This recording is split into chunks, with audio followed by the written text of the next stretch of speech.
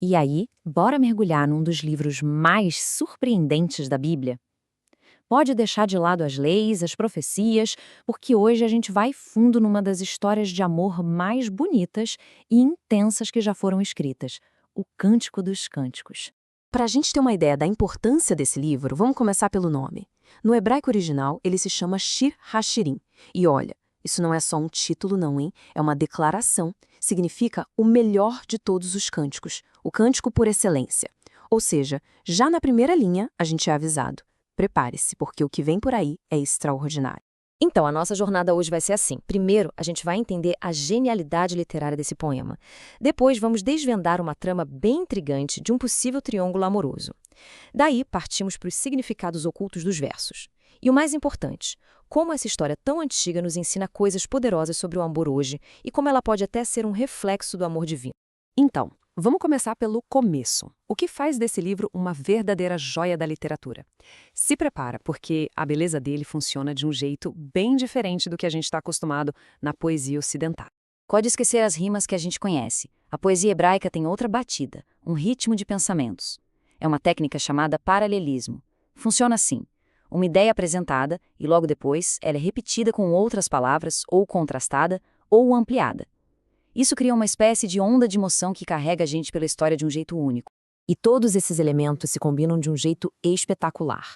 O livro se desenrola como se fosse uma peça de teatro, sabe? Cheio de diálogos, de reflexões íntimas, a natureza é quase em personagem.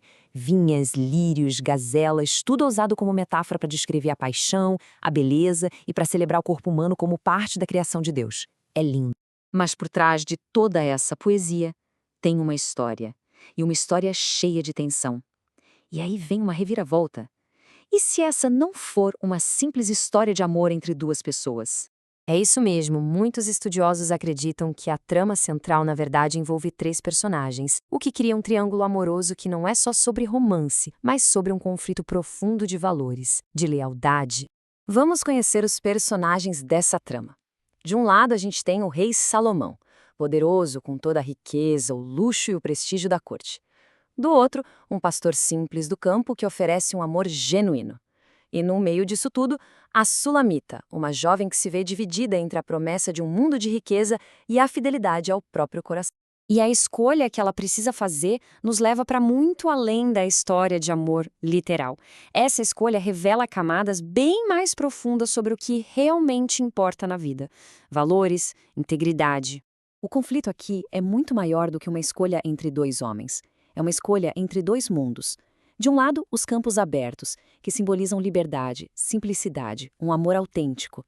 Do outro, a corte de Jerusalém, com seu luxo, seu prestígio, mas que também representa o materialismo, uma vida sem identidade no meio de um harém. E é aqui que a força da Sulamita brilha. A integridade dela é impressionante. Pensa só, ela resiste a todas as ofertas de poder e riqueza do homem mais influente do mundo naquela época. Tudo para se manter fiel ao seu amor verdadeiro, o pastor. E o poema descreve esse amor de um jeito muito poderoso. Ele é forte como a morte, é chamado de labareda do Senhor, uma chama que vem do próprio Deus. Isso diz algo muito profundo. O amor verdadeiro tem uma origem divina. Ele não pode ser comprado, não importa o preço, e nem pode ser apagado, não importa a dificuldade. Tá, mas como essa história de milhares de anos pode ajudar a gente hoje? Vamos ver algumas lições bem práticas que o Cântico dos Cânticos oferece para os nossos próprios relacionamentos. Essa frase se repete várias vezes no livro, quase como um refrão, e é um conselho de ouro sobre paciência. É um alerta para não forçar o amor, para não apressar a paixão. A mensagem é bem clara: deixa o amor florescer no tempo dele, respeitando o ritmo natural das coisas. Essa metáfora é fantástica para os relacionamentos. As vinhas são o amor do casal, certo? E as raposinhas são aqueles probleminhas que parecem inofensivos, uma pequena negligência aqui, uma palavra que não foi dita ali. O aviso é: se a gente não cuidar dessas raposinhas, elas podem sim destruir tudo.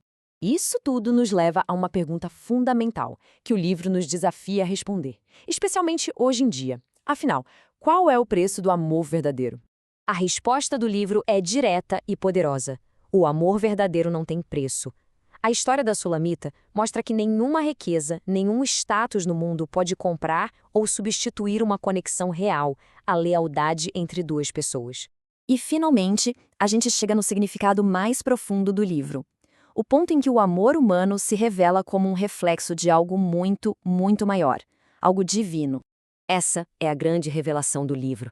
O amor humano, na sua forma mais pura e fiel, não é só sobre duas pessoas. Ele se torna um espelho do amor eterno que Deus tem por nós. Da mesma forma que a Sulamita se mantém fiel ao seu pastor, o livro sugere uma fidelidade ainda maior, a aliança de amor que Deus deseja ter com a humanidade. No fim das contas, Cântico dos Cânticos é um chamado para a gente acreditar no amor, um amor forte, fiel e que tem uma origem divina. É um presente. E vivê-lo intensamente, bem, isso é o que significa estar verdadeiramente vivo.